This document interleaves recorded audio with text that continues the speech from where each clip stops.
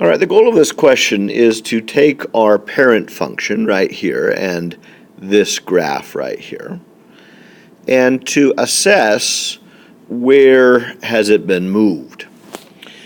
So we're going to describe an equation that is r of x, a new function, and it's going to take, it's going to look at the parent and see what's changed. Now I noticed that our parent moved to the left 5.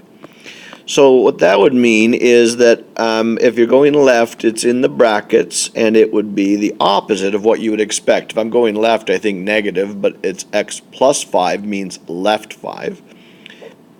And then it moves up 2, and so I would need to increase 2. So this is the relationship on left 5. This is the relationship on up 2. This is the description of that one. The physical shape, some of you might say, well, this looks different here. It's just because the graph has been cut off, but it's the same physical shape, so no changes there.